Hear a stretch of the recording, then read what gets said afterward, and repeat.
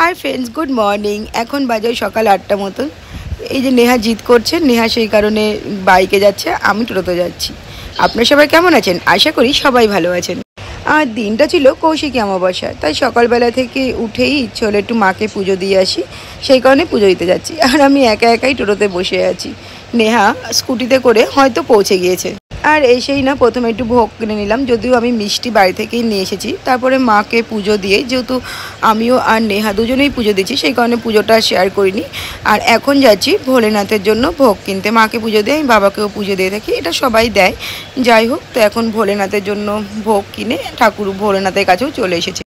আর একটা ঘট ওনাদের কাছ থেকেই ওনারাই দিয়ে দেয় ঠাকুরকে পুজো দেওয়ার জন্য, নীল ফুল, বেলপাতা সব কিছুই দিয়ে দেয়। আর এখানেই জলের ব্যবস্থা আছে। যাই হোক, চলুন এবার ভোলেনাথকে পুজো দেই। আর খুব ছোটো থেকেই না আমি ভোলেনাথের কিন্তু একদম পরম ভক্ত। আমার খুব ভালো লাগে শিব ঠাকুরকে পুজো করতে, তাই অনেক ছোটোবেলা থেকে কিন্তু আমি ভোলেনাথের পুজো করি, যদিও এখন সেটা সেভাবে আর সম্ভব হয় না। আর তারপরেই পুজো টুজো দিয়ে একটু আরতি করে নেব, তার জন্য ধূপকাঠিগুলো ধরিয়ে নিচ্ছি। ধূপকাঠি ওই বললাম যেখান থেকে ভোগ নেই সেখান থেকেই দিয়ে দেয়। আর আলতা সিঁদুরটা না ওরা দিতে এবার ভুলে গিয়েছিলো, যাই হোক ওটা কোনো ফ্যাক্ট নয়। আর এখন মাকেও দেখিয়ে নিচ্ছি ধূপকাঠি। আর ধূপকাঠিটা গুজে দেবো হচ্ছে এই সামনেই, ঠাকুরের ওখানে দেবো না, কারণ অনেকগুলো আছে তো, ঠাকুরেরও ধোয়া লাগবে। পুজো দিয়ে এসে একটু দরকারে বেরিয়ে পড়েছিলাম, সামনেই যাব, কিন্তু এত রোদ্রের জন্য টোটো করে গিয়েছিলাম। আর তারপরে দেখুন, এই যে গ্রামে বলি না ভ্যানও এখানে চলে, তো আমরা কিন্তু এটা শখ করে উঠেছি। দাদুটা আমাদের কাছ থেকে কোনো ভাড়া নেয়নি, প্রচণ্ড হেসেছিলাম আমরা। আর এখন তো সন্ধেবেলা। যাই হোক, আমরা এসেছি মহাপ্রভুর মন্দিরে। এখানেও যে মা আছে, মাকে একটু ফল দিয়ে যাবো। ইনি ফল আর ইনি মা, তাই ভাবলাম কৌশিকী অমাবস্যা যখন আছেই মাকে একটু ফল দিয়ে যায়। এই মায়ের কাছেও কিন্তু এখন পুজো হবে।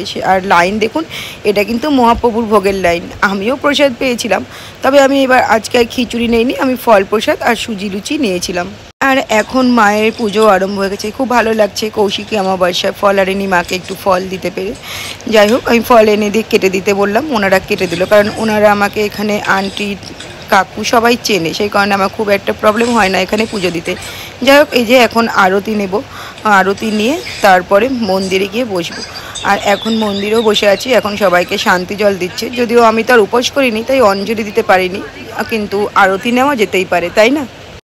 আর এই যে এখন কিন্তু প্রসাদও পেয়ে গিয়েছি, অনেকটি কিশমিশ দিয়েছে। যাই হোক, চলুন এবার প্রসাদ নিয়ে বাড়ি যাই। সবাই ভালো থাকবেন, সুস্থ থাকবেন। আগামী দিন দেখা হবে আবার একটা নতুন ভিডিও নিয়ে। আর ভিড়টা কিন্তু এখনও ওরকম